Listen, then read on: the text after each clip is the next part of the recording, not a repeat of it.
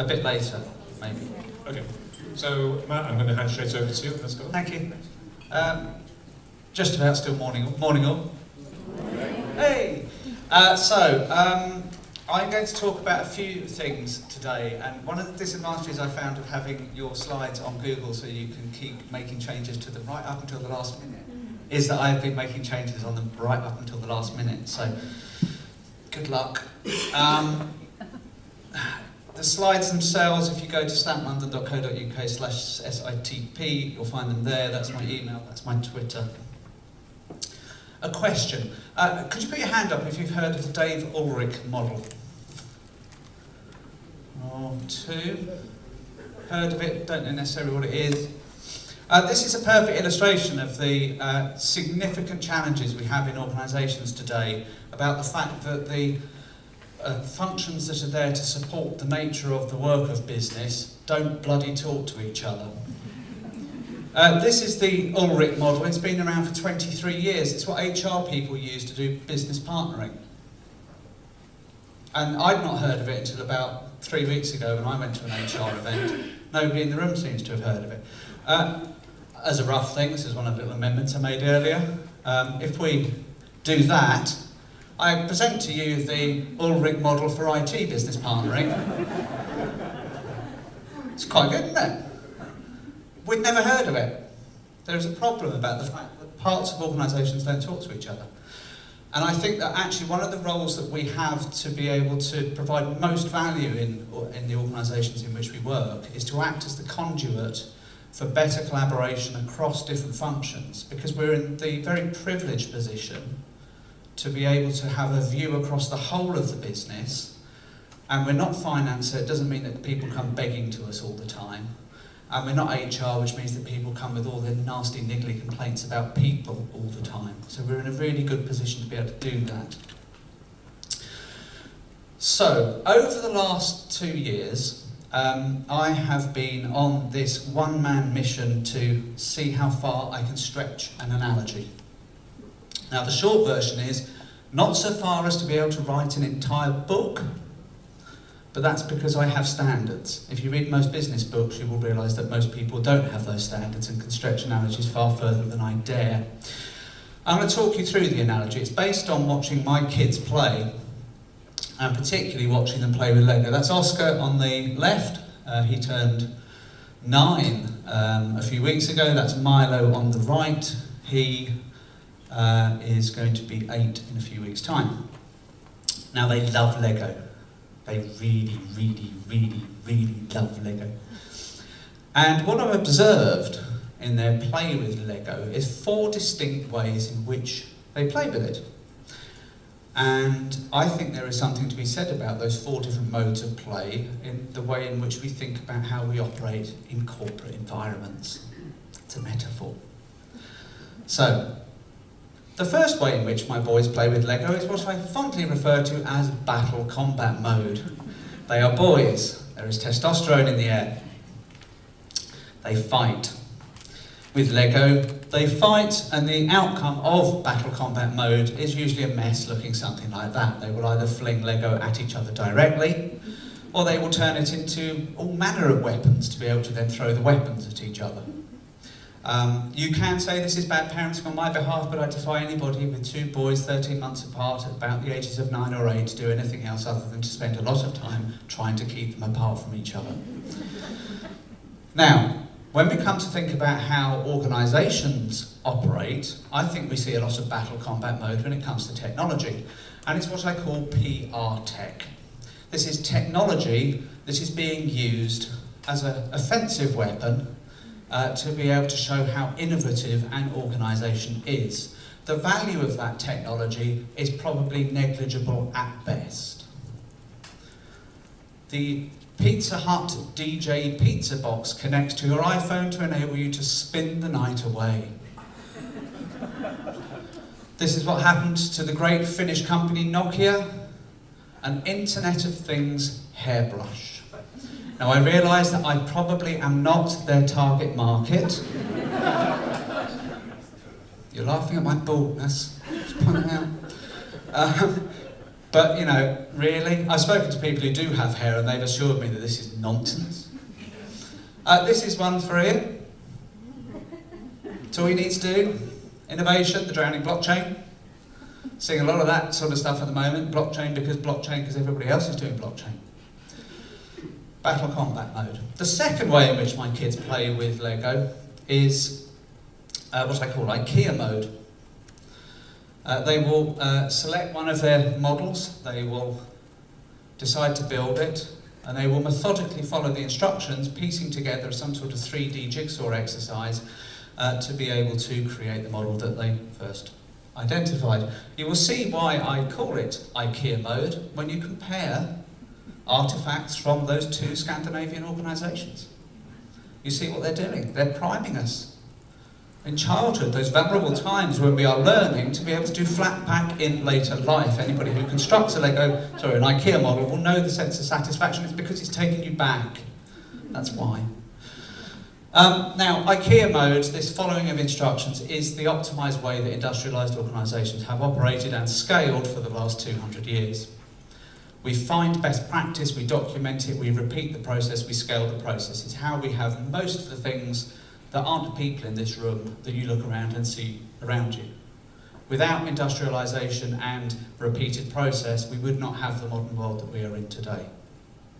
But there is a problem, and the problem is, if you have decided that you're going to build a thing but it's not the right thing to build, if you have the instructions but not all the right pieces, if you have all the right pieces but not the right instructions, or somehow halfway through building the thing you decide you want to build something else, which is the modern, volatile, uncertain, chaotic world that we live in, then that approach of being able to follow a methodical process can really break down.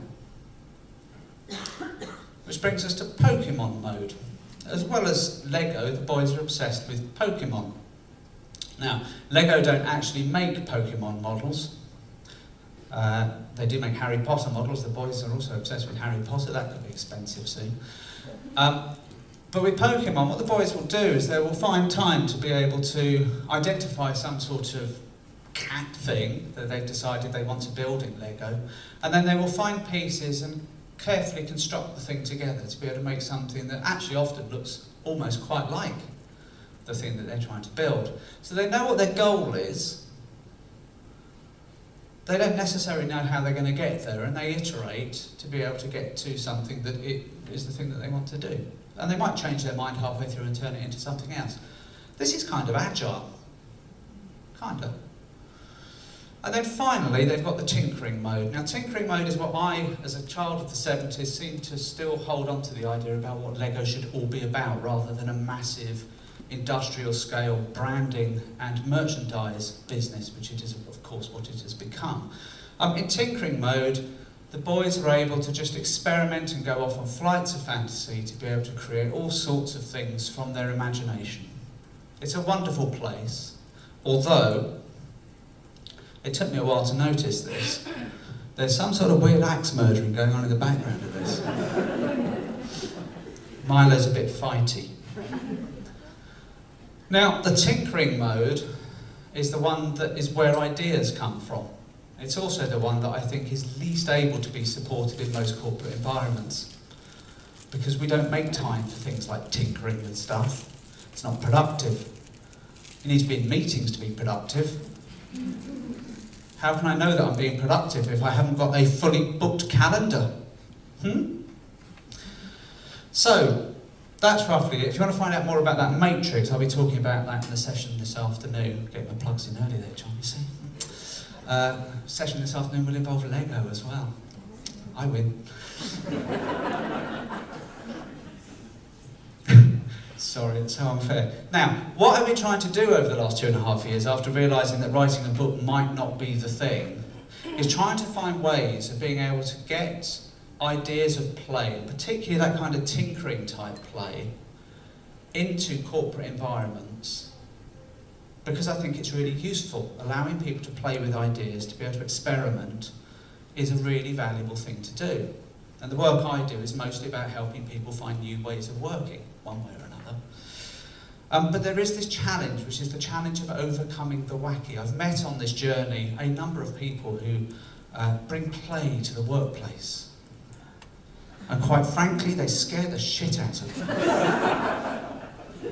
She's a lovely person, but it's the reserved Presbyterian background in my family history, I guess, that means that I look at that and I go, I can't do that. But I do want to make, work into something that people are exploring ideas and having a little bit of fun, but not having to wear ridiculous headgear. So there's been a number of ways in which I started to do that. And I talk about one of them, which comes back to the point about how we start to get people talking together in organisations. Now, great ideas come from the fusing, mostly, of other ideas. Standing on the shoulder of giants or ripping people off, it depends on how you look at it.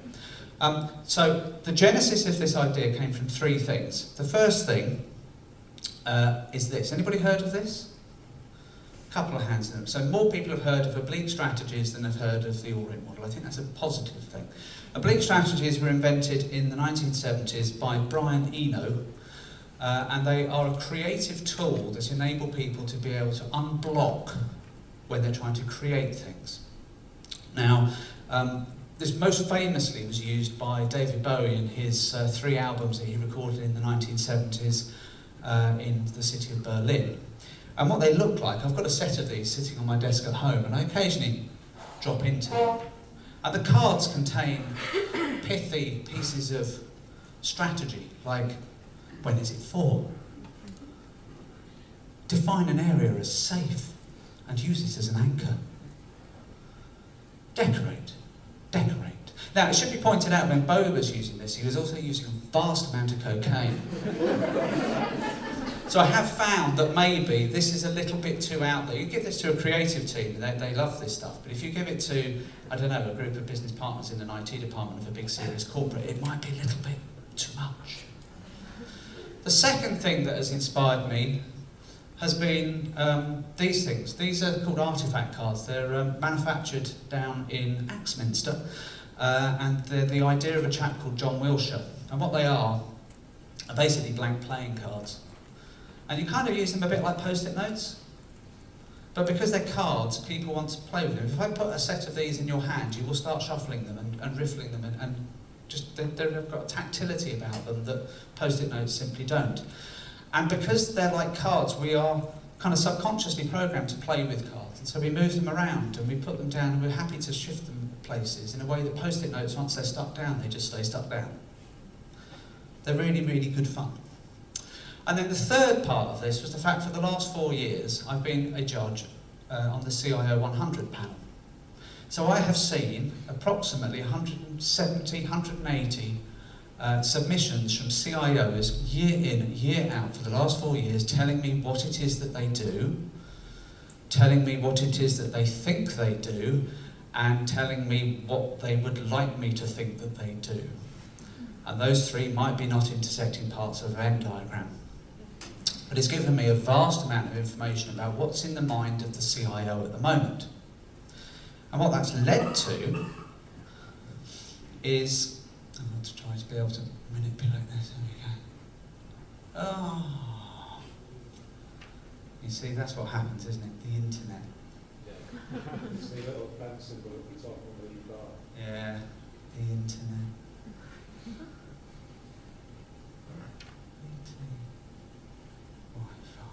Does that do it?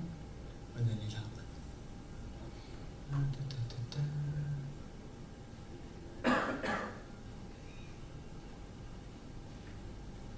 Oh, you'll get to see them here. Now, what these three things have come together to produce is a set of playing cards. They're not the most exciting playing cards in the world, but I am, trying to be able to create a set of playing cards that represent the things that might be on the mind of a CIO. It's a simple idea, it's not a particularly original idea, but what I found is that by using these, and then I've also developed a set which are for the Chief Marketing Officer, and then there's also a set in production for the Chief HR Officer, which hopefully will be done by the end of the year. They're a little prompt, a little tool to be able to have conversations with people and teams and groups of people that just open up some amazing conversations, because it's a bit more playful than sitting around a board table saying, okay, agenda item 7. Let me show you a few ways that it's been used. If I can get the other thing up. You get the idea.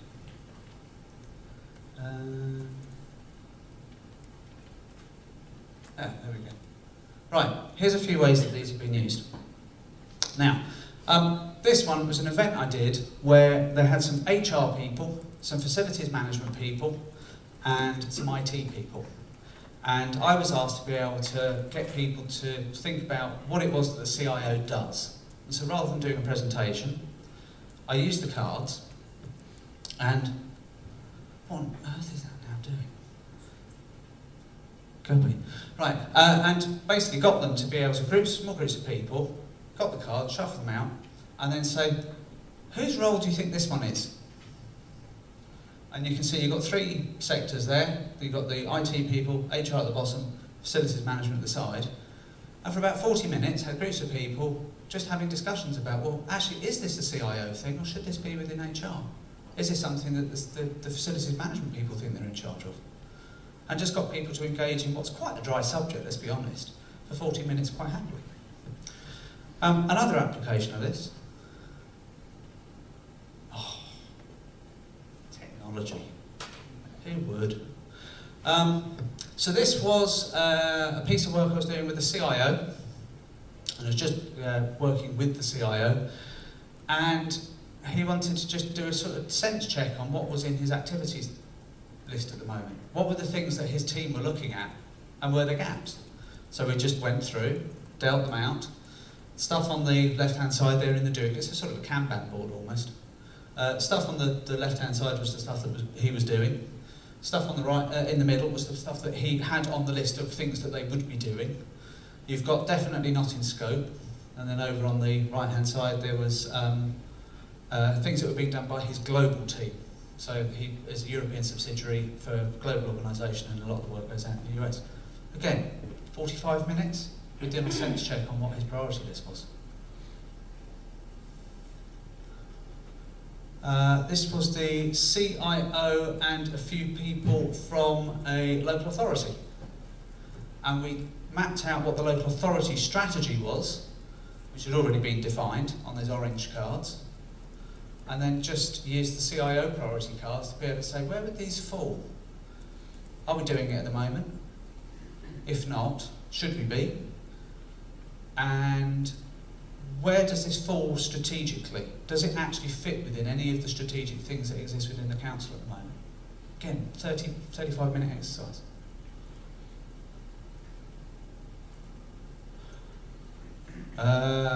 CIO of a central government department. His team structure. Again, the cards. If this is happening at the moment, or if it needed to happen, who'd own it? And from that, within a 45-minute session sitting in the coffee bar at the Tate Gallery, very nice place, we identified that he had a massive gap because he had nobody looking after supplier management. He had a massive gap because he had no architecture function. And he probably had too much on his own plate. That big pile of cards at the top, that's what he said were his responsibility. Again, really quick way to be able to just test out where he was at and what he was doing.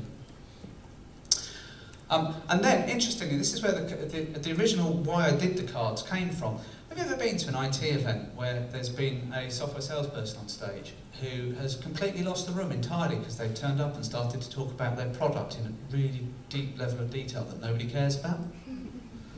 A few nods in the room. So I've been doing some work with a data company to be able to try to get them to have some things to talk about with CIOs that won't bore the pants off them. And again, this is still amazing. I had a 2-hour session with some software salespeople talking about what CIOs actually care about. And the salespeople were engaged for the whole thing. It was amazing.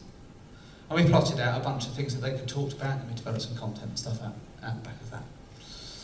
So, now, there have been a few things through this whole process about how both people interact, how people against different teams interact, and how getting things that are more playful than traditional sort of meetings.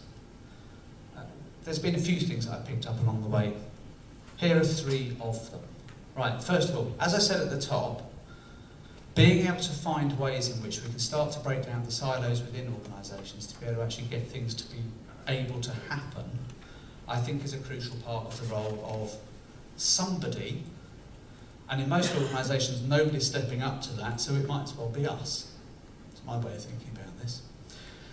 And actually that starts with thinking about when you are providing services within your organisation, are you doing that on a cross-disciplinary basis? Are you having discussions with your colleagues in HR and finance about what we do and how we do it and whose responsibility things are? Or is it just that they become like, oh yeah, we'll speak to internal comms when we've got the comms bit at the end of the project, and we might need to talk about HR because they'll probably moan about something, rather than actually working in partnership with those functions that need to support the organisation as a whole.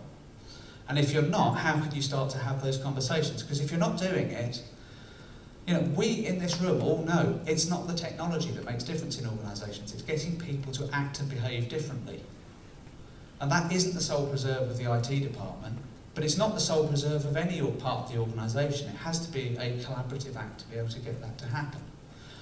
And using things like, the cards you can download for free on my website, you can play around with them yourselves.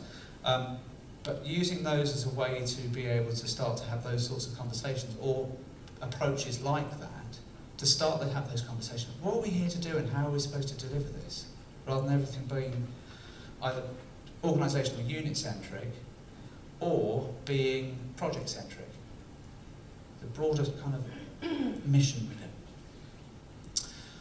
The second thing that I've learned through this 2.5-year journey of not writing a book, that's Calvinism. Ascetic, is it? I can't remember the actual term for it. But the idea that basically you will only go to heaven if you work hard. And more importantly, that work should be toil. That it should be something basically unpleasant. Because if you're enjoying yourself, you're not working. And it's really frightening how deeply embedded that Calvinist tradition is in particularly UK business culture. You think about it. You think about when you're enjoying yourself at work, and is there a nagging demon on your shoulder going, you're not working? Or are you getting... I'll tell you what, this came most profoundly to me. I was doing some stuff about 2.5 years ago for a law firm, and somehow I managed to convince them to buy a virtual reality rig. And I was sitting in an office of a city law firm with a VR headset on my face. And all I could think was, they're all looking at me wondering, what the hell is he doing? Why is he doing that in the office? And that's not work. It was so kind of... I felt guilty about the fact I was trying to move them forward. We don't like to play at work because it doesn't feel like work. But that's cultural programming. That's got nothing to do with what's right or wrong. Another example of that is actually the thing around, we find ourselves all in meetings all the time, and part of that is because we find it difficult, even though we say we hate those meetings, we find it so difficult to justify our time if we can't look at the block in the diary and see it's all full up, because that means we're valuable and productive. And isn't that sad? But anyway, you need to overcome that thing of him. And then the final bit, anybody here know Mornington Crescent? Not the place, the game on the radio. Okay, so nobody knows about Ulrich. A few people know about the Oblique Strategy cards. More people know about Mornington Crescent. That's a victory for Radio 4. Well done, Radio 4. So Mornington Crescent, for those of you who aren't familiar, is a game on the show. I'm sorry, I haven't a clue. And the thing about the game is the game has no rules. It's a completely ruleless game. And so as the game is being played, people are making the rules up as they go along and commenting on the rules that they've just made up. Primrose Hill. Ah, I see, you've played the reverse Kensington. It's like that. If you've never seen it, you won't know what I'm talking about now, but check it out, it's brilliant. Now, the thing about Mornington Crescent is what I'm increasingly come to the conclusion is To be effective in being able to pull groups of people together in organisations, to get them talking to each other, to understand where problems lie, to be able to start to break down those silos, to be able to overcome this nonsense of the Calvinist thing, we need to be unafraid to make it up as we go along. You don't have to do that in an objectiveless way, but you have to adapt. You have to be able to just work out, is this going to work with this lot or not? Are they going to understand this? How do I adapt from one world to another? How do I overcome the barriers that exist within organisations because of profession? And to do that, it involves a level of improvisation and a level of play, a level of tinkering, coming back to the thoughts about how my kids play with Lego, that we need to get comfortable with. That's my thinking. Now, slides there, email there. I'll do a podcast as well. It's another thing about the play thing. It's brilliant. It's so good, he says. This afternoon, if you'd like to see more of this and see somebody who is willing to stand up in front of a group of people and go, right, let's make the rules up as we go, I'm going to combine Lego, and thank you, and the CIO priority cards and that model to see if we can play a game to be able to understand how we can become more agile. So there you go. That's my talk. That's also my pitch, which I think is 2 for 1. Thank you. Any questions, or have I just sort of stunned you all into madness? Let's ask them. There's a question there. Thank goodness for that. Okay, right, I'll hand over the mic. Thanks, John. David from Dyson. I had a question around breaking down the silos and balancing the risk of, if you're leading that piece of work, you can, or there's a risk you become the de facto leader for the outcome. I was wondering how you balance that. It depends on the nature of the piece of work, I guess. So, a lot of the work I'm doing at the moment is about improving collaboration in organisations. And for collaborative initiatives, being able to think about groups of people as groups of people is absolutely vital. And most of the approaches that we take, even modern approaches around service design and the like, are very individualistic. So in those kind of instances, you need somebody who can say, I take responsibility for this. And they usually have to be people who aren't from the technology world for it to have credibility. Oh, the CIO is telling us we should use Microsoft Teams. Nobody's going to listen, unfortunately. But there's this thing about actually how do you establish properly collaborative groups of people to work together on problems of collaboration.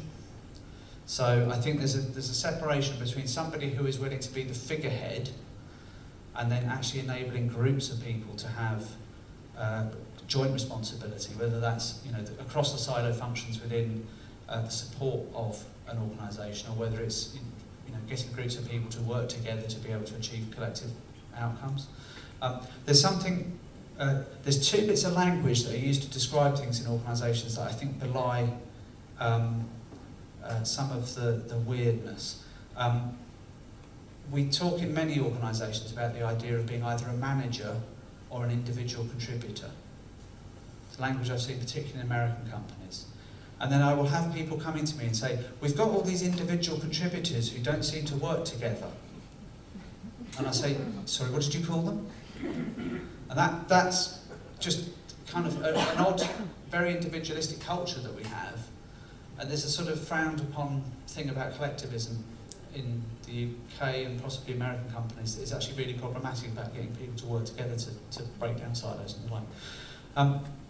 The other factor, though, is if you look at what the systemic barriers to people working together are, one of the most fundamental ones is called the transfer barrier. It's a work from a guy called Morten Hansen. And the transfer barrier is, I don't understand you because you're an IT person and I'm a marketing person. And so even though we talk the same language, we don't understand each other because we don't understand where each other's coming from. And again, within that context, I think there's this role for adaptation across different business functions to be able to understand more about what they do. That's not taking ownership of it, but that's facilitating it and being able to be the person who can act as the bridge point to be able to enable different tribes within an organisation to work together. So a bit of a roundabout thing, but I don't think it's you know, ultimately, you know, if it's something about increasing revenue, you need somebody who could, you know, really own the idea of something that generates more revenue. It's about increasing customer service satisfaction. It's got to be somebody who can own that. There are some things that can be owned within the IT function, but I think we should regard ourselves as the facilitators of change rather than the owners of change, for the most part. Okay, thank you. Any other questions? Back. At the back. Back, go. Thanks, Matt. Gavin from Parliamentary Digital Service, and I'm asking this for a friend. How would you introduce the notion of play into a traditional organisation? So, that I managed to get a VR rig into the annual partner conference for one of the big second-tier city law firms has given me confidence you can actually get away with a lot of stuff. And that's just about having, I wouldn't say the confidence, I think it's about how you can embrace your imposter syndrome to just go, oh, screw it, I'll do it anyway.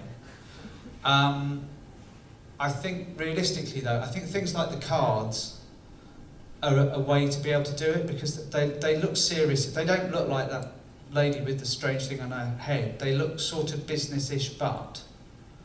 So it's about bridge points like that to be able to. A lot of it though does come down to confidence. You know, there's a technique I use a lot using visual metaphor. I've got a pack of 100 photographs of just random stuff, and I use them a lot to be able to start sessions, to be able to get people to express where they think a scenario is at the moment and where it needs to be. So lay out all the pictures on a table and say, pick 2 pictures, say one about how you think the IT is today, and then one picture that somehow describes how the IT might be in the future, as an example. And I have run that sort of session now dozens of times. I've had one person who has refused to play with that particular structure, which is a remarkable hit rate. If you ask people to draw stuff, you get a whole load of barriers coming up about I can't draw.